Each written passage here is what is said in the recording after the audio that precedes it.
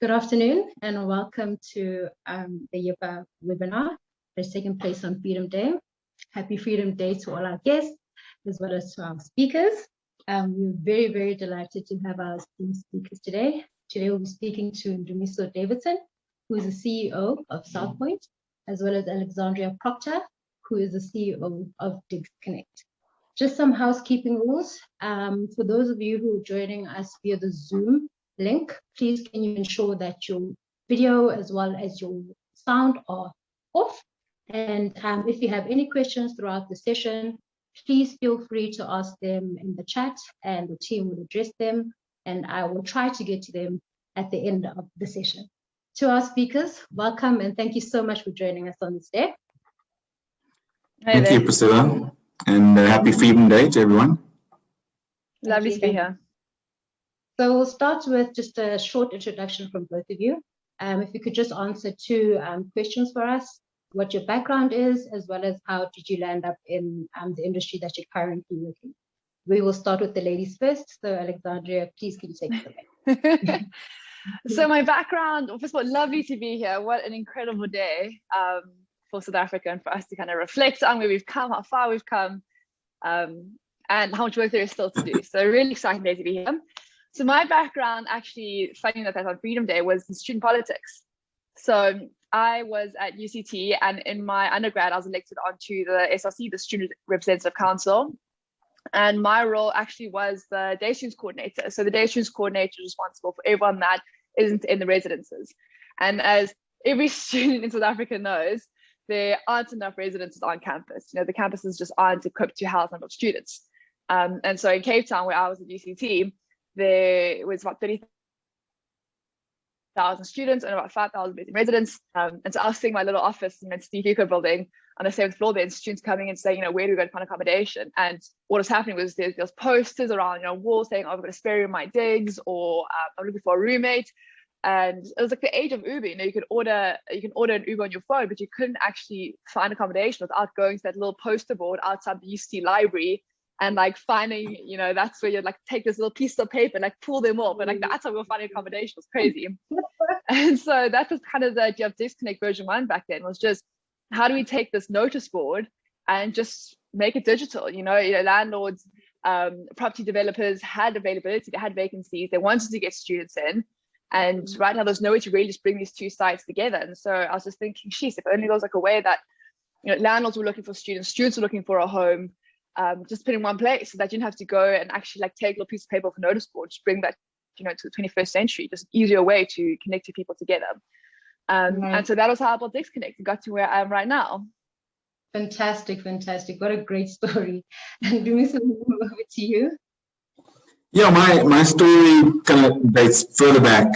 So I studied in the US, came back to South Africa, had a short stint in investment banking, and then transitioned into private equity. And so in my kind of role as private equity, we came across this interesting business, kind of circa 2005, that was doing inner city redevelopments and had a small student housing portfolio. So in those times when you kind of combined inner city property and student housing, people thought you were crazy to be investing in that type of asset class. And it became kind of evident for us in kind of looking at it that the perceptions were very different to the reality from a kind of investment case standpoint. And so Metia, the private equity company, invested in this small company called South Point, and that's really where my involvement begins, but more so as an investor shareholder,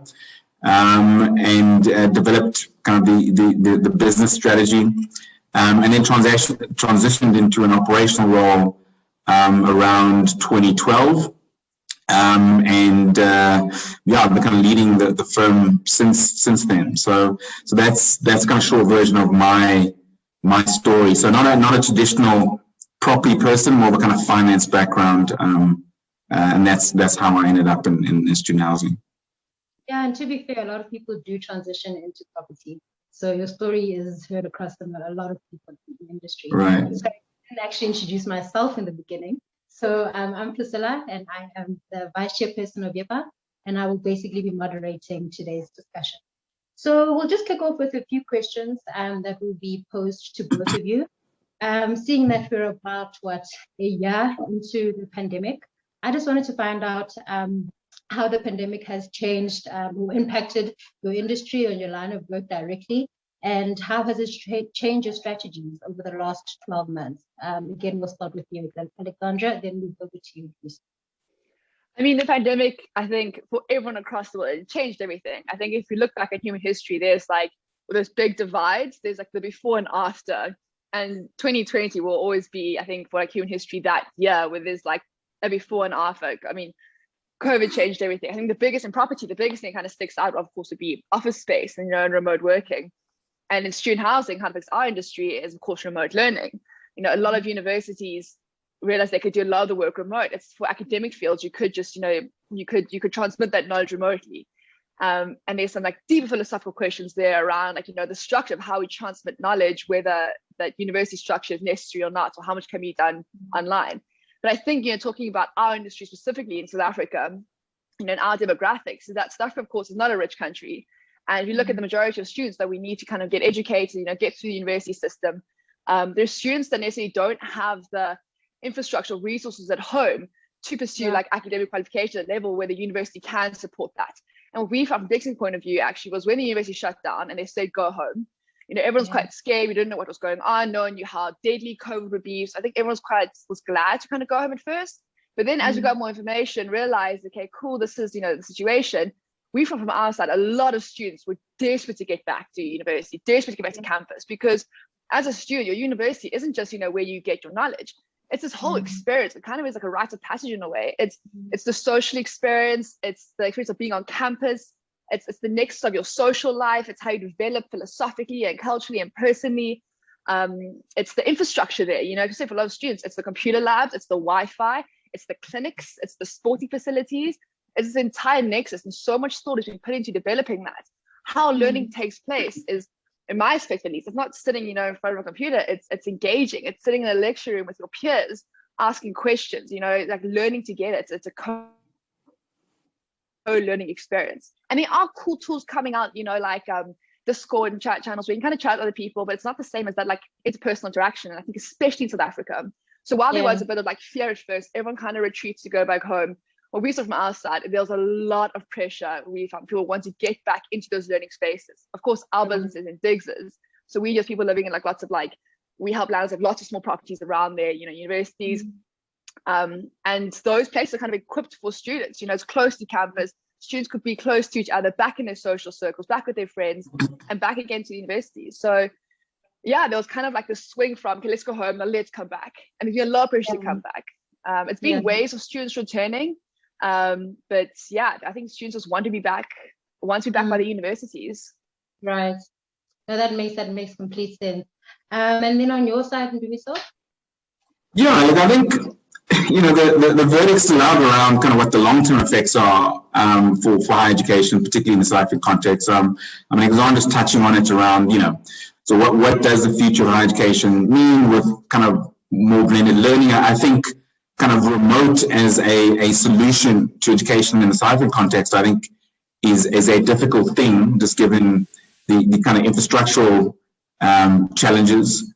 But, I think there's probably more of a kind of blended learning solution. And that's really what a lot of the people we engage with are saying. So it's less time at campus, but some time, spent at campus. But from our personal experience, from a South Point perspective, is from a business perspective, it's accelerated certain developments within the business. So, on sales and marketing, there was an inevitable shift towards digital anyway, moving away from, let's call it more activation based marketing and sales. Ultimately, so we've seen that shift. We've also kind of seen a bigger emphasis from a business perspective in terms of Wi-Fi and the kind of prevalence of Wi-Fi, and students spending more time in the residence, so catering for those type of needs. So those are the shifts that we've seen. But a lot of the kind of debate we're hearing at the moment, is around, there is, from an infrastructural standpoint, a discussion around, well, should you have only single occupant rooms rather than kind of sharing rooms? And so, our viewpoint in respect of responding to the COVID needs is that there's certainly going to be a post-COVID world, and from the economics of providing student accommodation, particularly in this country where affordability is a big driver, is we don't see any long-term effects from a product standpoint, but certainly from, let's call it an experience standpoint and an engagement, sales and marketing standpoint, there are going to be kind of permanent shifts that we observe in the space. Just to piggyback off of what you just pointed out, as you said, the digital world was, about to come, and essentially the pandemic did fast track it, right? So you did mention the fact that, do you go single rooms, do you go shared rooms? In your view, do you believe that you should stick to single because, people are still a bit scared about the pandemic, but then again, how long will the shift last, if that makes sense? Yeah, look, I think the economics just don't support that, and so, our view is how do you manage the risk, of infection, rather than finding a solution in the infrastructure, which becomes a lot more expensive as a solution. And so that's been our view and our approach towards it. So, when you kind of reflect on, what the key drivers are of the sector in the South African context it's about affordability, and so when you have the number of occupants in the room, is you multiply, the cost by 2 ultimately, to the fund there is. And, so that clearly is unsustainable in a context where affordability is a key, limitation to start with. Right. Now that makes complete sense. I'm just going to continue with you, Ndumiso, and ask you just a question around if you had to rewind, say, about 10 years back, because I know you've been in the industry for about 15 years or so, what would you have done differently, and what are the opportunities that you would have taken advantage of? Yeah, it's an interesting and tough one. I think, we've always kind of responded to what the needs of the market are. And so we began our business really converting underutilized and distressed properties in inner cities and in close proximity to universities. And that made complete sense from a economic standpoint then in terms of our ability to buy properties and convert them at a significant discount to the replacement cost. And so that's really how the kind of business began. And so, but there's been a shift now, over the last kind of 5-6 years to, let's call it, more purpose-built accommodation. As the gap closed between your ability to buy properties, at distressed prices. And we've also shifted to kind of much larger scale developments. So we're doing kind of 1,000-bed plus developments. So I think, in the life of the business, we've always kind of responded to the realities of the time. And so, our response, I think, wouldn't change given that we're responding to a context as existed at the time. Right. No, that makes complete sense. Alexandria, I just want to go back to you. And, seeing that we're talking about the digital age, we're talking about these shifts in the market. I just want you to give us an explanation of what PropTech is. I know maybe some of our viewers might not know what it is, and basically how it has helped you to grow your business to what it is today. So PropTech is basically, any kind of tech application of existing industries. Of course, fintech, everyone knows. You got edtech, you got biotech, and so PropTech is kind of just the digital application of PropTech, and it's any type of any part of the property industry that you could then just apply technology to. So it's very broad, very varied. The classic ones in terms, I think in South Africa, the property companies here, some are more like consumer facing, so your marketplace property companies. This is like DigsConnect is a classic example of that. We're a marketplace. We built a brand, we get students excited about it, students will go on and kind of just facilitating that connection between landlords and students.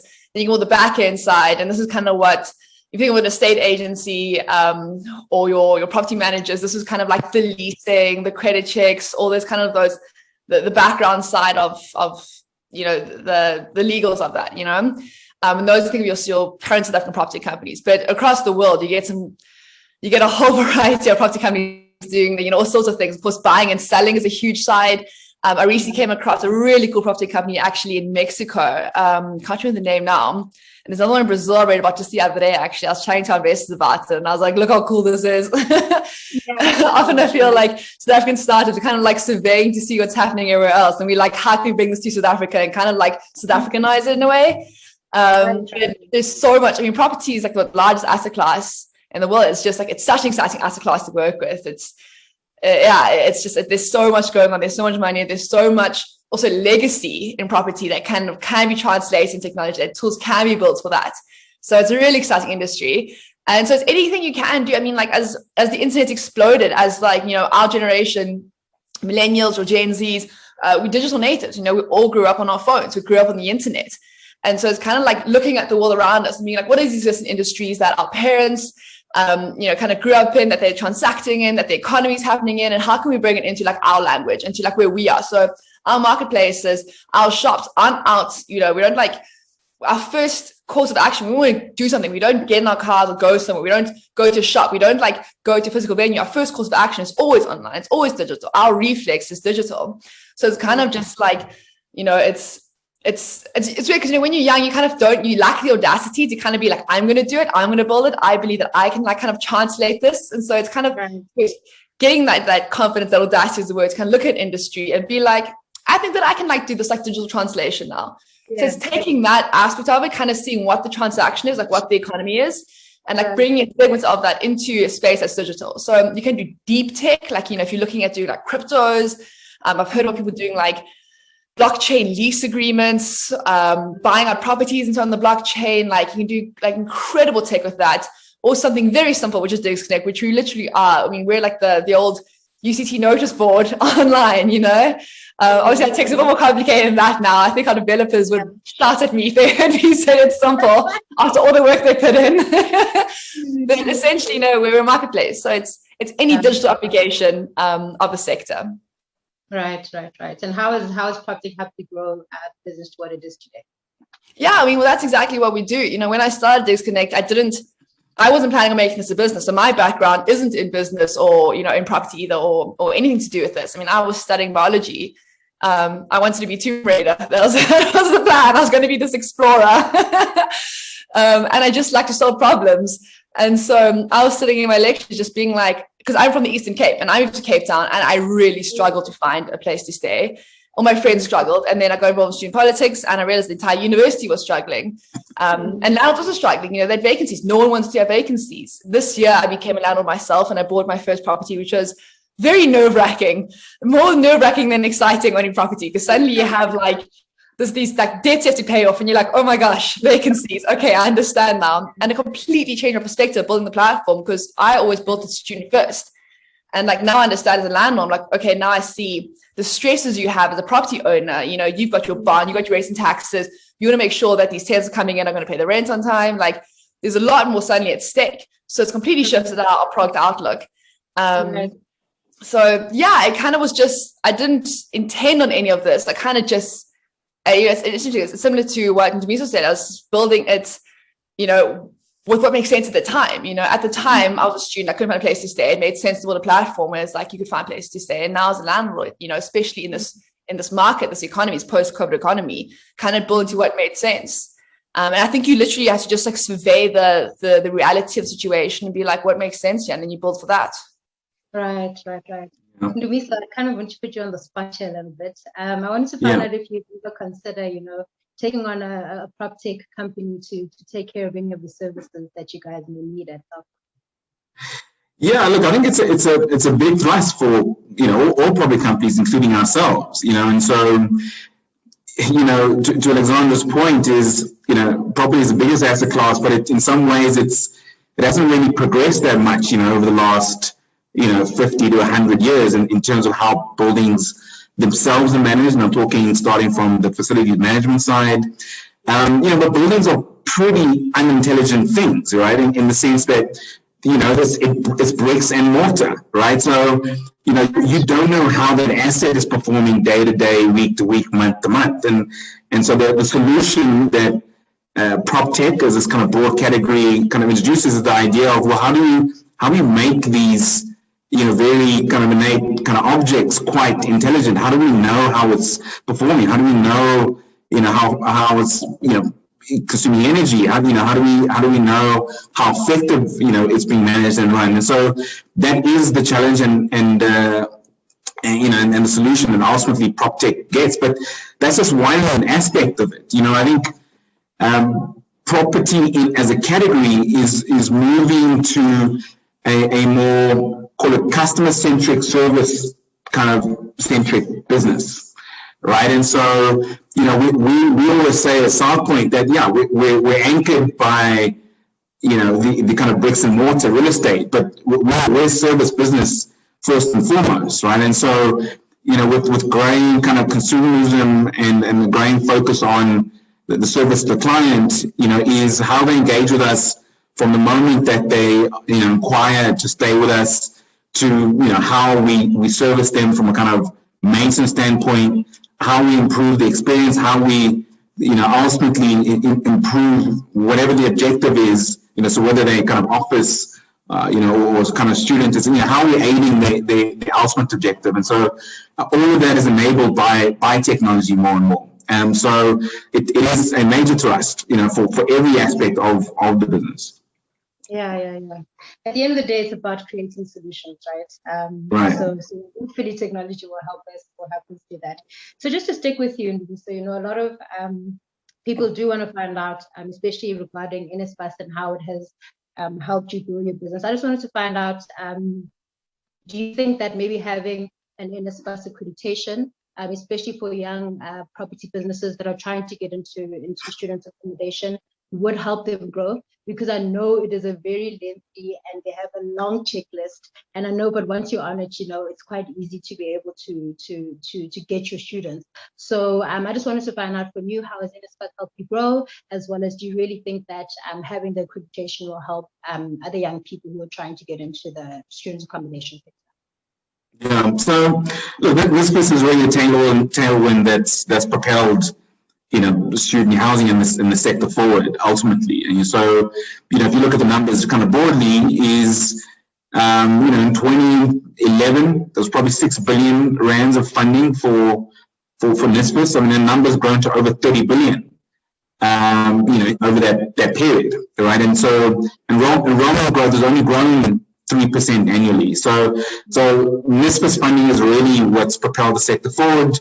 With Fees Must Forward as a critical event.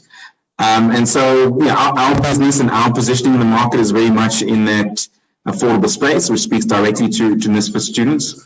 From a kind of NSFAS accreditation perspective, is linked to minimum norms and standards. And ultimately, if you want to get exposure to, where the real demand is, which is kind of NSFAS students, is you would need to get accreditation. So if you were starting up, that would clearly make a lot of sense. But it is very difficult to comply, and I'm sure kind of Alexandria will have some views on this as well. Is that long list that is the minimum norms and standards. I don't know if anyone's got 100% compliance. It's impossible, and that's the challenge that we have as a sector. Is we've basically got regulation that's impossible to comply with. B, it drives up the cost of providing the accommodation, in a context where affordability is a challenge. And so these are some of the kind of structural issues that we have in this market that ultimately need to be resolved in a very kind of coherent way. I mean, I can actually add to that. We at DigsConnect, we actually released a report on this last year. I'm happy to share a link with you guys, basically addressing exactly this, because while we do list, your larger student residences that are able to comply, most of our landlords are small-scale landlords that have a house here, a flat there, that have the facilities, have these beautiful properties that can house students, and this for students, give them these homes, have the things that actually push the needle in terms of creating an academically conducive environment, but, would fail the accreditation because it is onerous to the point of almost insanity. I mean, like one of the requirements is you have to have an area of land the size of a volleyball court. You have to have time delayed motion sensor light switches. You have to have a VCR player. I mean, who has a VCR player? Like, come on. But there's no mention on Wi-Fi speed.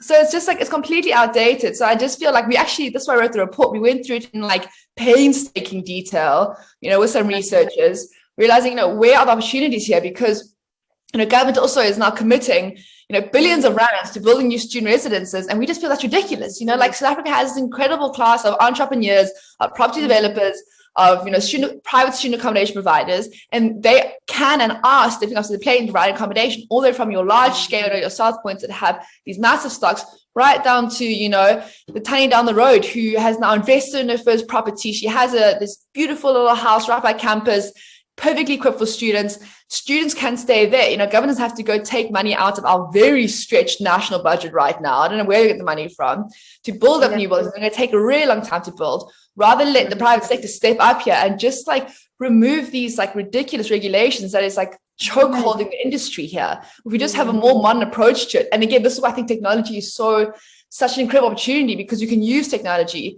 We've actually really developed most of the technology for this, and just say like you can have almost like a decentralized system of accreditation that makes sense for everyone here, so that property developers and property providers that have really good quality accommodation and are giving you, really great Wi-Fi, security, proximity to campus, all the things that really push the needle, like that is like rewarded, in terms of like, good landlords, that's rewarded. And then also then your scamsters are kind of like pushed out of the system then, and then just kind of saves everyone money, and also gets this great generation that's in this economy. So the solutions are there. Like all the stakeholders are like chomping at the bit to be like, we have the solutions, like let us free. And these regulations, no, it is so frustrating. No, that's very true. I just want to remind our audience that if you do have any questions, just pop them into the chat, and we'll see if we can get to them towards the end of the discussion. So I guess just to continue on the line that we're speaking on, I want to find out from you guys, what is the country getting wrong in terms of accommodating students in South Africa, and what can we actually do differently to try and combat this? Ndumiso, maybe we'll start with you, then move over to you, Alexandria. Yeah, I think we've touched a bit on it. I think you've got government that's at the center of the sector, right? So they are the client, they are the funder through NSFAS, and they're also the regulator, right?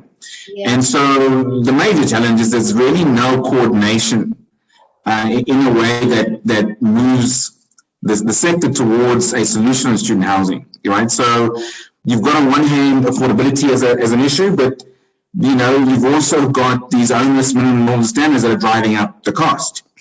And ultimately the government sits at both sides, and so they then end up having to fund in some contexts quite expensive infrastructure in line with the minimum norms and standards, which are an aspiration and a reference to a context that isn't really ours from a standpoint of affordability. And so that is the major challenge. And then what you're having now, which Alexander is alluding to, is we've got government as a client that is also now beginning to compete with the providers of accommodation, and so that becomes a challenge from a sustainability standpoint. So it really centers on the coordination and collaboration within the sector, with government as the most central player in that. So that's the way I summarize it. I think there's lots of kind of nuance to that, but that's how I summarize it. So in other words, PPPs, you would say, so private-public partnerships could help basically solve our issue. Yeah, I mean that's one way, but I think if you have more relevant regulation in the form of minimum standards, that has big impact in terms of ensuring that there is sufficient supply. So those kind of things would help. So the PPPs are one way. Regulation to have, let's call it, a national standard on rental rates in as far as NSFAS. All those things make a massive difference in terms of increasing the supply of accommodation. So it is about coordination. That is the major issue. All right. And on your side, Alexandria? I mean, I couldn't agree more. I think really took the words out of my mouth there. It's coordination makes sense. They really are. We can only do so much without government's buy-in. I mean, they're setting the law here. They're creating the policy. So we can't, as much as the kind of like, because the standards are so onerous, no one really is compliant with it, to 100%.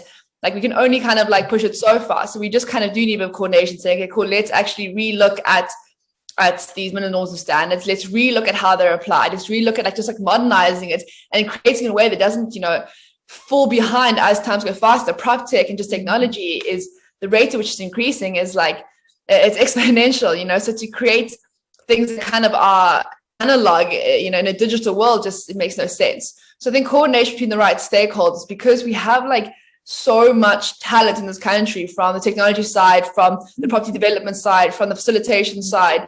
And, especially, with NISFA students, it's such a huge proportion of our student body. I think it's like 2.3 million students in South Africa, 800,000 funded by NISFAs. It's a massive amount, So I think just better coordination, kind of lowering these regulations so we can let this economy flourish. Private sector is stepping up and creating the coolest solutions, from these amazing buildings going up, amazing technology like DigsConnect, if I may say so myself. We're out there creating the solutions that this country needs. Like South Africans have this plucky entrepreneurial spirit, and we're stepping up and doing it. People want to learn. People want to go to university. People want to find cool places to live. People want to house students. We want to do it. So it's almost in a way of like to government, I could say, help with the coordination, create that platform we can engage, support that, or kind of actually maybe just get out our way, and let the private sector solve the solution. Because right now, all they're doing is just creating blockages. Yeah. No, 100%. I agree with that. I'm going to move over to you, Ndumiso, and I just want to talk about, some of the effects of the pandemic is that we're seeing a lot of commercial properties, especially your office, as you mentioned earlier, Alexandria, office spaces becoming vacant. You have a lot of distressed assets. I mean, recently we had the GEPF, who's actually letting go of about 70% of their portfolio. They're disposing of them. So I just wanted to find out if you do believe that there is a case to maybe convert these buildings into students' accommodation. We think that it is a viable investment. Maybe there may be some young people out there who are looking to get into the sector, and maybe this might be a way for them to enter. Yeah, but not in every case. I think what we are seeing is that the kind of default alternative use of every asset now appears to be kind of student housing, and I don't see how that makes sense. I think like every kind of property asset type it needs to respond to the need in terms of function, in terms of location. So you need to assess each one to say, well, is it in close proximity to university? Is it in an environment, in a context that makes sense for students to occupy? So I think that assessment needs to be made first. But I don't think every distressed and underutilized asset should be converted into student housing. Okay, no, that's a fair answer. Alexandra, I'm going to move over to you. And I just wanted to find out when you started out, because a big question that we even get asked at YIPA by our members is, do you have money? How do we get money? Who do we speak to? And I always say we're a non-profit organization. We can only link you to people. We can't necessarily give you R1 million to build a student accommodation development. So when you started out, how did you secure the funding? And do you think that there are still opportunities, or these opportunities still do exist for people who maybe want to follow in your footsteps and create a marketplace for student housing? I'll answer your second question first about opportunities. There's always opportunity. Like, people who say that everything's being built, nothing's being built. We've hardly even begun to scratch the surface of what we can build, what we can do, what we can create, what we can digitalize. If you can just imagine a new world you can build, that everything that we want the future to be is just us committing to building it, So it's like, you're only really limited by the scope of your creativity, your ambition, and your dedication to getting it done. So there's always opportunities. But I always find the best way to find opportunities, just think in your own life, what frustrates you so much? What one task or annoyance do you just hate? And you're like, gosh, this thing is so frustrating, or like, this is so annoying. Solve that problem. If you can solve it for yourself, chances are someone else is also dealing with that issue. And if enough people are dealing with that issue and you solve it well enough and they're willing to pay you for it, that's a business. It really is pretty simple. You know, you don't need an MBA from Harvard. Just like solve something that really sucks, and then solve for a lot of people. And that's basically it. There's always solutions. And in housing, I mean, everyone has to live somewhere. There's a million ways you can make housing a more enjoyable, fun, safe, affordable experience. You know, of course there is. So just kind of start with that. And in terms of the funding, so I'd actually like to challenge this idea. I believe the same thing about funding before I got funding. Funding it's a blessing and a curse. Because as soon as you get funding, it changes everything. Like you kind of get on the treadmill then in a way. And if you get on the treadmill before you're fit enough to run, it can kill you, you know, in a way. This sounds a bit dramatic. It can kill the business. I mean, it won't actually kill you, but it can kill the business, you know? Yeah. It changes the nature completely of what you're doing. And especially, I mean, I can only speak to technology because I've only really built tech before, but with the modern tools available, it doesn't require a lot of startup capital to actually get started. I mean, like when I started DigsConnect, we didn't have funding. I mean, I had nothing. I had a shared server on a local server company. I can't remember what they're called now. It cost me like $30 a month. I think on Afri hosting it for $20 a month. You know, you can set up a server. You can teach yourself how to code online with free courses. You can whip something up on Squarespace. You can use on some, you know, tool. You can start hustling. And I'd actually say don't invest too much before you understand what's going on, because chances are in the first couple of months, you're not going to understand what you're doing. You know, you think you're going to know and you don't know. I mean, I look back to even 6 months ago and I was like, well, what was I thinking?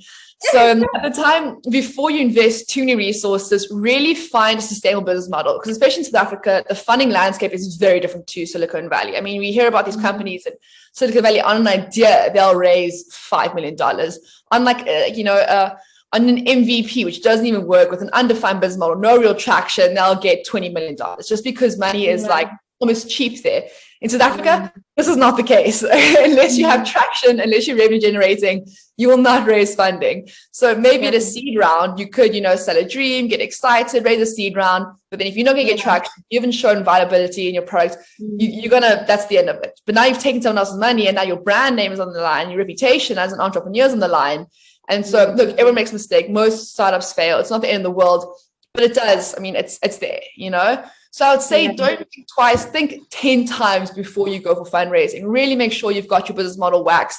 Really make sure you're getting traction. Know what you're doing. Be focused. Simplify the product. If you can't get sales or you can't get customers with no funding, you're not going to get it. I mean, obviously, it goes from case to case. I'm talking about technology specifically. You're not going to get it with, you know, $1 million of funding. So this idea that money solves real problems, it doesn't. Closing a funding round doesn't mean you've made it. It means that you managed to raise money. People have confidence in you. That's exciting. The only time you've made it is when you got traction, when you got paying customers who are returning, they like what you're doing, they're obsessed with your product, they're excited about it. That's when your business is doing well. Not when you've raised funding. This idea of people celebrating when they raised a big round is actually crazy. I get so frustrated now when I read about startup magazines celebrating rounds. Obviously, it's exciting, but it doesn't show success in the business. You know, like hype is different to like traction. They're very different things. So I'd say like put off funding for as long as you possibly can. Wait until you've got, you know, traction. Grow slowly. Like really, there's nothing wrong with kind of being like, I mean, I had the same egotistical thing. You know, we started everything in a week. I was like, we're going to be Airbnb. We're going to have 1 million students placed by the end of the year. You know, place 10 students first. Place 100, place 1,000, then we can talk about 1 million, you know, but going from, I've just created a website on Squarespace to, you know, I don't know, call me Jeff Bezos, like really just like build a sustainable business first. So funding after that, once you kind of like, you really have confidence in your startup. Right. That is so important. Speaking on funding, I'm just going to continue on that. I'm going to go to one of our questions that were put forward by our members, which were put forward to us. And Ndumiso, I just wanted to find out the recent acquisition that you have, which is YIPA. How did you actually fund that, or how was it financed? I don't know if you can go too much into the details, but you know, just an overview. So that building was a development rather than acquisition, and it was funded by Nedbank. But, and this would, I guess, be interesting probably to the audience. There's different types of funding, you know, in the kind of property space. And so you can either fund a specific building, or you can get on-balance sheet funding, right? So basically you take a pool of assets and you fund against that pool of assets. So the funding was not specifically for that building, but was funding on the balance sheet. And I think that's an important part, you know, we're talking about, you know, giving insight into the space is, you know, property is many things, you know, and so, you know, the understanding of the funding landscape and understanding a balance sheet is critical to kind of, you know, funding projects, you know, and so, you know, as you build up equity, you can then fund against that equity, and that's how you kind of begin to generate some momentum. So I think it speaks in part to what Alexandria is saying is that, you know, you start one building, you get that funded, you kind of build up some equity, and you take that equity and you fund it again, and you keep going, and that's, you know, effectively, you know, how we've kind of developed momentum over the period. And we've been fortunate that we've managed to attract quite big institutional capital into the business and into the sector. So from kind of private equity to, you know, Home Mutual and their housing impact fund, to PIC. But the South African student housing landscape is still very nascent, and so there isn't a ton of institutional capital because the asset class isn't well understood and is perceived to have quite high risk. I mean, when you compare it to kind of what's happening in the UK, which is a very mature market, is that there's a ton of institutional capital, a ton of kind of pension fund money in the sector, a ton of private equity money, and in fact 2 years ago the biggest transaction in property in the UK was a student housing portfolio. So not kind of an office portfolio. The biggest transaction in property was student housing. So we've got a long way to go to kind of educate the capital markets about the risks, you know, in the market and to attract a lot more institutional capital. Yeah. Just to piggyback off on that, in terms of, could you speak about having equity? Obviously, when you start going to the bank, how much equity does one need? You know, it's a very tricky situation, especially because if we're young and we're entrepreneurs, you know, where do we get the money from? Is it crowdfunding? Is it knocking on your parents, your grandparents' doors? What's the way forward for us?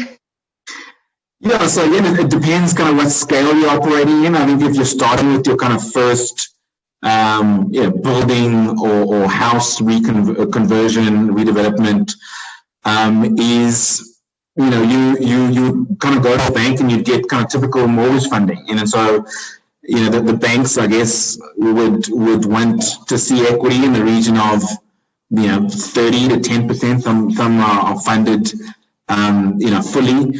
But in that example, is they're really funding against an income stream from, you know, your job rather than the asset itself. I think when the income stream from the asset is then funded, is banks are then looking for more equity. So if you look at the kind of developments we do, and even with the kind of, you know, 18-year track record we have, is banks are looking for 50% equity, right? So the development that we did in Braamfontein, which is 450 million rands, that, you know, you'd need 225 million rands of equity, right? So that sits as equity on the balance sheet. So really, yeah, it really depends on what scale you're doing. I think if you're doing a small housing development, is, you know, the bank, if you are earning an income, would look to that income, and they only look for about 10 to 30%. But I think if you're doing much larger scale developments, you then need a lot more equity in the asset. Yeah, no, that makes complete sense. Alexandria, I'm going to move back to you.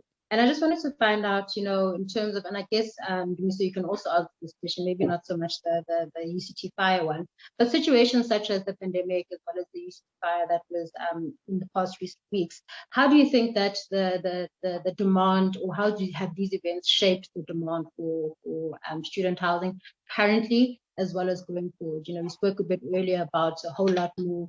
Ndumiso mentioned blended learning, as well as, you know, virtual learning. How do we see the demand for student accommodation going forward given these events? unforeseen events? Yeah, that's interesting. I think on the one hand, I'd say people are quite resistant to change. People are quite happy with, people get quite comfortable in, what they're used to, in kind of what works. If they have a routine, they have a system, they have what works. And especially with your large institutions, look at your universities, they don't change very quickly. They don't kind of like move the ship around very fast. So they're so big, there's so many stakeholders, there's so many things to move around. So it's difficult. And for example, that's kind of how DigsConnect started in a way. I remember when I came with the idea and I went to university and I was like, guys, I feel like there's a mass opportunity here for us to upgrade, the way we help students with campus housing. Like I'm one cog in this wheel, the university and student governance, kind of helping students. And I'm really struggling. I'm sure you guys are like here's an opportunity. I'll do all the work. I'll develop this thing, let's maybe do it together. And I think I went through, I'm not even joking, maybe like 10, 11 meetings with one stakeholder, I was past the next stakeholder, past the next one. By the time I'd circle back to the first one, they'd forgotten about me. You would have a meeting with people, someone's on leave this week, someone's on leave the next week, but the third week, they've kind of over it now. And you're just like, guys, we can't make solutions. And then so in these big institutions, it is like the slow moving beast. And in a way, you kind of respect that because, if a big institution, which tens of thousands of people are dependent on, the stability of that, had to suddenly be like, a Facebook move fast and break things, tens of thousands of people be like, wait, what are we doing? What's going to be broken? So it's like, government universities do have to kind of exist to provide that stability. So when things do change, they can get that keep plodding on as it were, and kind of people can look to that for their stability because people don't like change. I think the role of startups in a way is to kind of be that little stocky, scrappy little, running the frontier and looking over the horizon and being like, let's go there. And you have these tiny little teams of 10 people who can move really fast. They can pivot, and that, with when COVID hit, we had to do not too much pivoting because, like we mentioned in this talk so far is that, the world was going digital. It was happening. We'd had 1 or 2 meetings on Zoom. Now suddenly everything's on Zoom. We'd had 1 or 2 remote working days. Now it's most of the remote working days. It just kind of happened. Instead of happening over 10 years, it happened over, 2 weeks, which was just kind of crazy. A lot of change. And so the world was going there. And so startups kind of have to go to the frontier and look and see how things can improve and then kind of convince everyone to this is a good path. Let's go here. So, yeah, I think, in terms of the change, when change happens fast, it is exciting for startups. It's kind of like the analogy I use with my team and the investors when everyone was really scared of the change. I was just like, this is perfect for us because it's kind of like when the asteroid hits in the dinosaur, and then all the dinosaurs, all the big kind of the big institutions as it were, all died. And there was all the small little mammals that survived because they could kind of adapt to the new circumstances. Environments change. How do you adapt to this? So it was a really exciting time. And even though startups did get bashed on a lot of startups obviously didn't have the funds to weather the storm. We were big institutions will have a backlog of funding. They can kind of hunker down and kind of weather the storm. Startups don't have, these massive backlogs of cash. And so it is a scary time of kind of looking around, being counting out your resources and being okay, guys, we're all on the lifeboat. Who gets eaten first? You have to kind of figure out how we're going to make things work. But it's also, if you kind of steel yourself in a way, I was saying, let's steel our bellies, get iron in our kind of veins and being the environment's changed, we need to move with the times. If you have that mindset, it can be really exciting. It's kind of this whole new world, as it were, being wow, suddenly there's all these new niches for us to evolve into. And let's look and see what we can.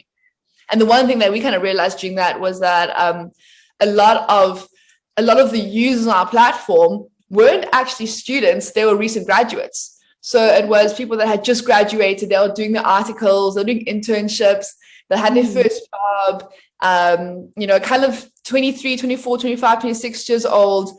And they had the same living requirements as students, as your postgrad students. They, were still kind of financially constrained. They still wanted to have a social living experience. They still wanted to be in urban centers. They didn't want to kind of live by themselves. And so we realized that we could actually expand our platform quite naturally and organically. And these users, again, they're already on our platform. So something that one of the founders of Reddit said is watch how users are almost breaking your system to service their own needs. What do they want? Watch how they use your platform.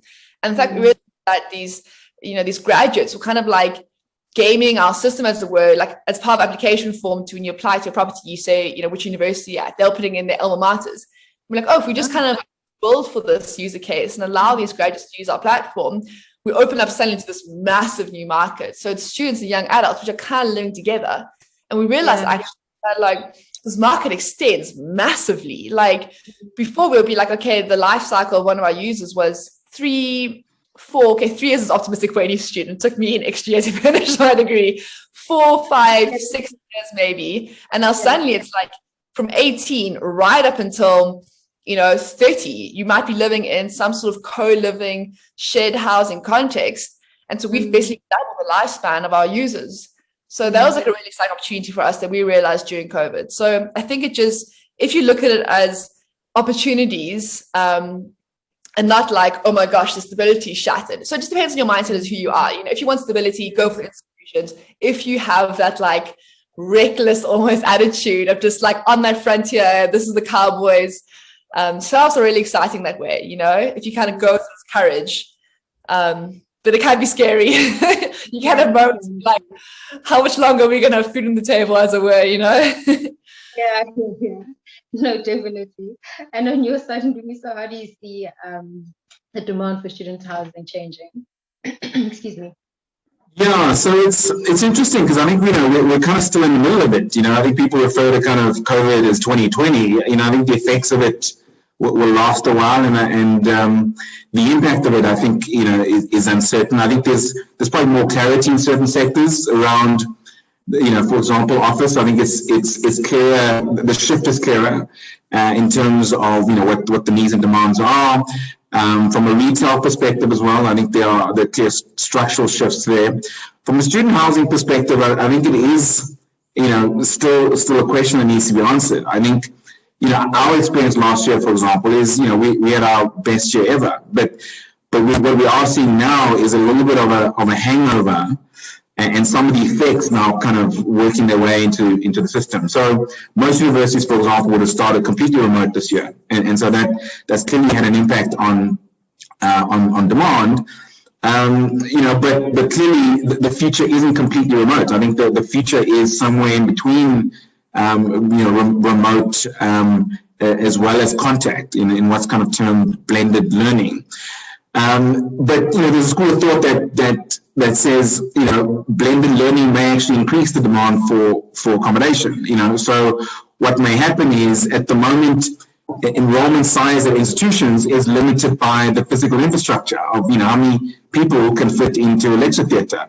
If half of them don't need to be in a lecture theatre and are, you know, studying at home, there's probably more demand for student housing in that the environment in which they are in is still aligned and geared towards, you know, education and learning.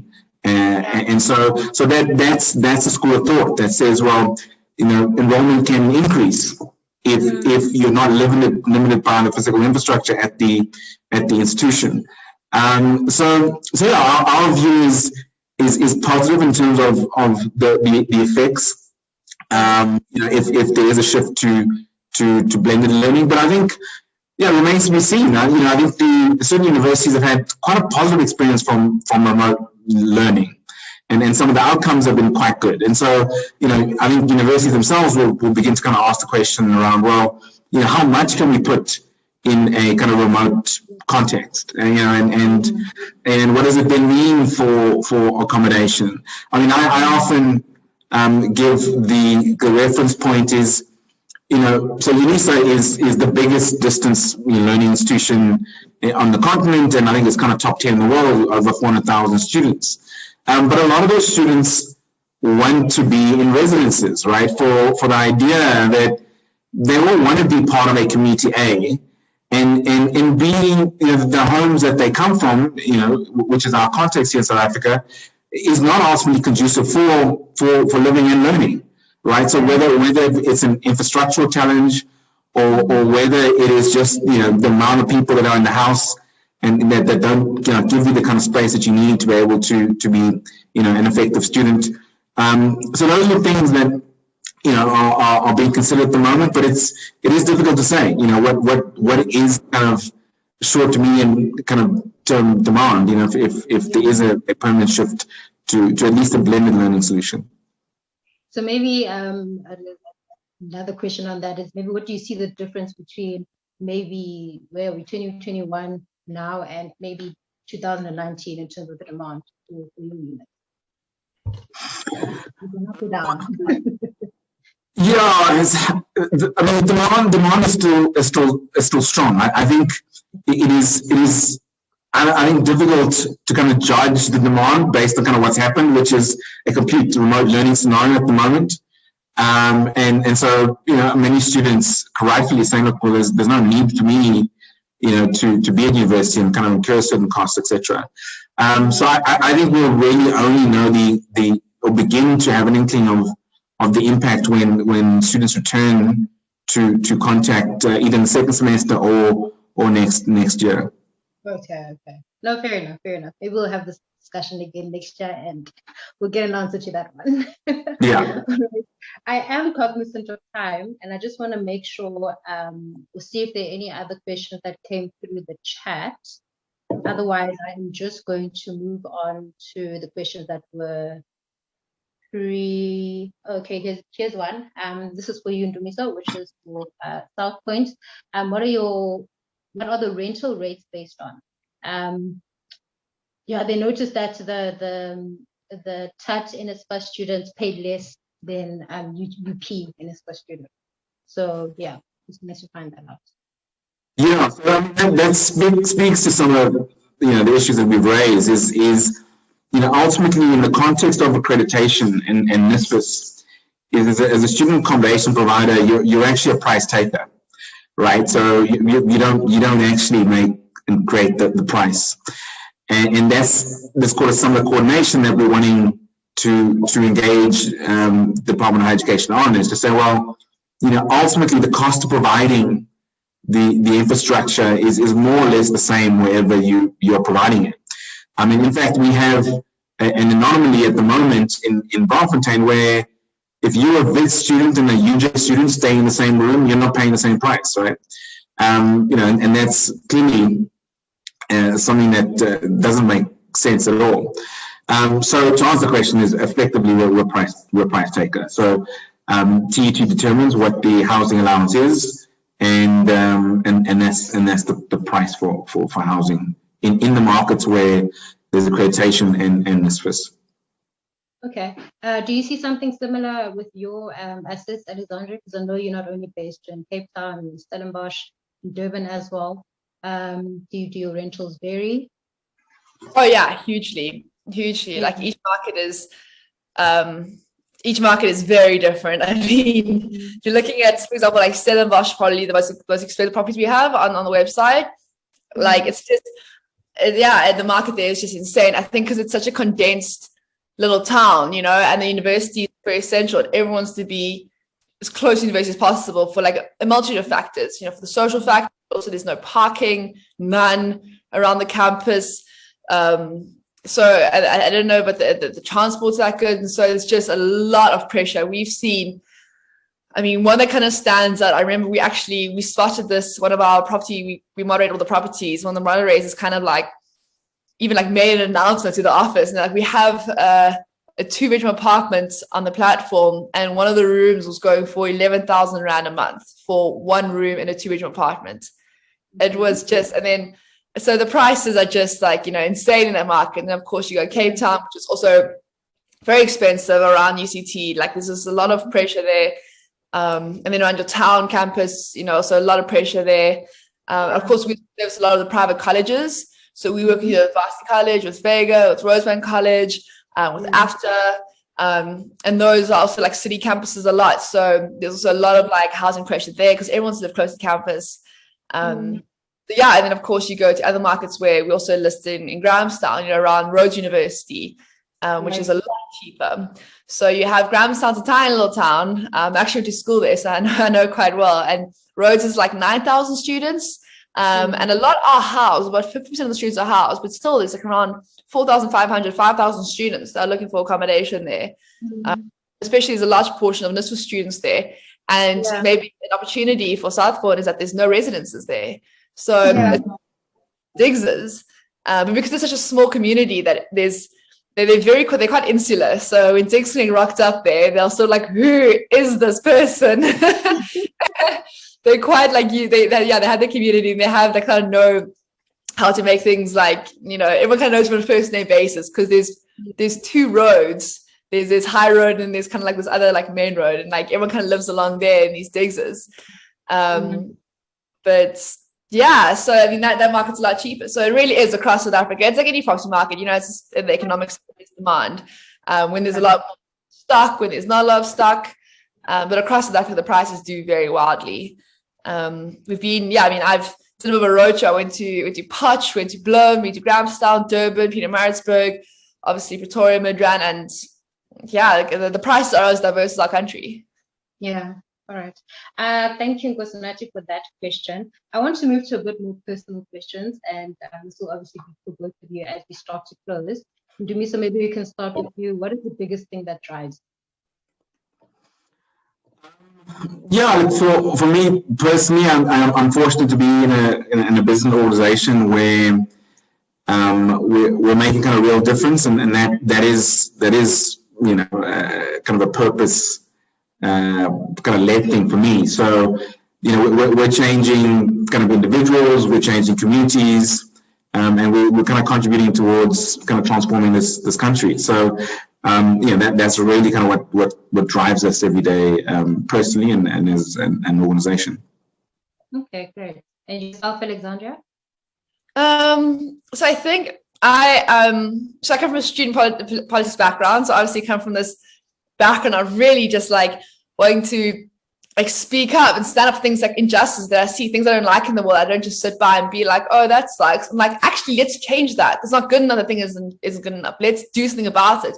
And if you're not going to do something about it, I'm going to do something about it. So this is happening right now. And the other side, I am obsessed with technology. I mean, I really am. It's like my biggest passion in life. I just think it is so cool. Like, I just want South Africa to be a place where we're not just like gasping for breath and trying to be like, how can we just give people the bare essentials? How can we get a country where people wake up and they're like, it is so exciting to live in this country. Like, there's such breakthrough technology. There's such cool stuff happening. I mean, like, around the world, everyone watched the SpaceX launch where the rocket went up, turned around and landed again. And across the world, everyone was like, wow.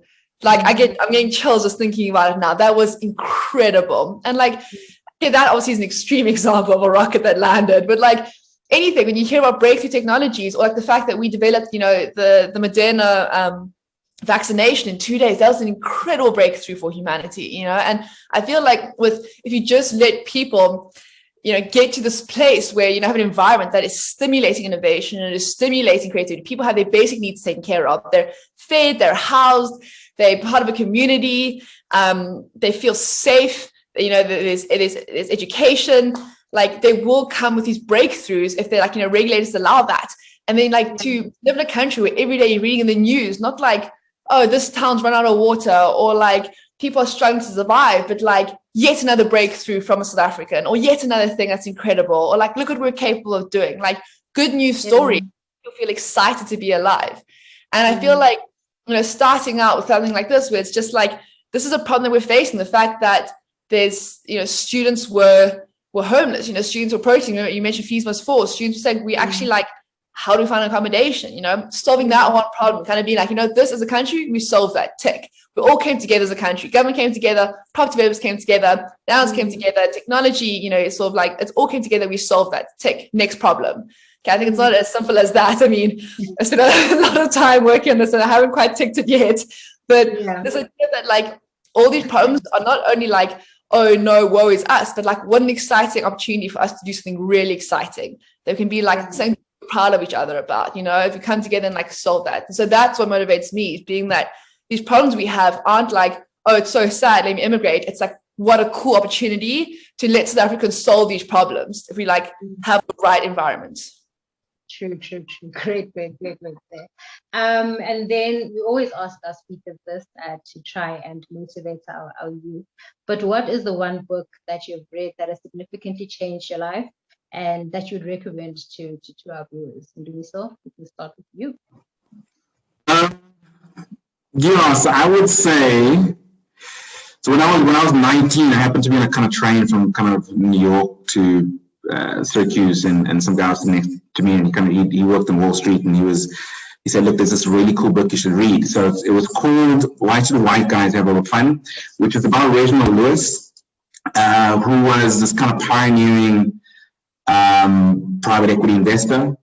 And yeah, that book as a kind of young black guy was super inspiring, because it kind of showed me kind of what was possible in a world of kind of higher finance in a way that at the time I maybe hadn't kind of perceived was possible.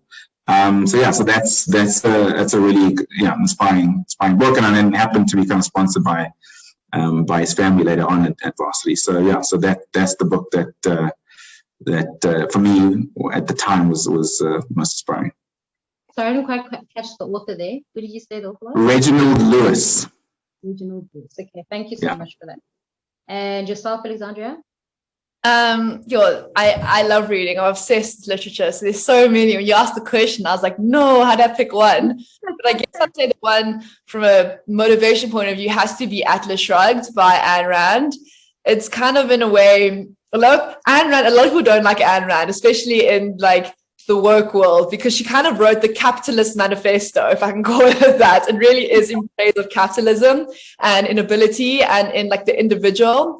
But I absolutely think it's like, it's incredible. Look, it's a bit outdated. I mean, Ayn Rand was, she was Russian, so she was born in Russia during, I think, the communist sort of takeover. Hated it, fled to America, saw like how, like the flourishing of the economy there, and dedicated her life to kind of, writing these books about how incredible capitalism is. Which you can take with a bit of a pinch of salt, but the story is fantastic, and it really just talks about like ability and idea that like not to complain and not to be kind of like have a mindset where it's like, oh, I don't like the world, but to be like, I believe in my ability, I believe in my audacity to like to make this change, and I'm going to work damn hard to kind of build the world that I think that it should, like how it should be. And I read that quite young. My dad gave me a copy when I was quite young, and I read that and I was just like mind blown. I think your books are the most important thing you can do. Like, you never stop reading, never stop learning, never stop like opening your mind up to new ideas. That one is huge. No, fantastic. We will share the title as well as the authors, getting some questions on the chat about that. But as we close, I'd just like to get some closing remarks from you. We have quite a few number of people on this webinar link, as well as obviously streaming through Facebook. To our audience, anything that you want to leave as your parting word? We'll start with you, Ndumiso. Look, I think in this kind of day, which is kind of Freedom Day, it's you often kind of lose sight of these days and what they kind of really mean. And what it means ultimately is the ability to kind of express and kind of pursue whatever you'd like to kind of pursue. And I think it is important to kind of reflect on that.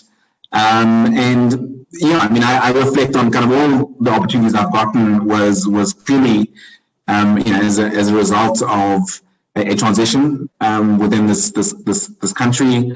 And so you've got to kind of continue to embrace those and continue to have a thirst for knowledge, a thirst to do better. And so I've always kind of left at every kind of opportunity I've gotten, and really kind of grateful for the opportunities that this country has and continues to give. And so I think it's always important to remind others and remind yourself that there is everything to go after, and there is infinite possibilities ultimately. So that's my parting words. Fantastic. And from yourself, Alexandria?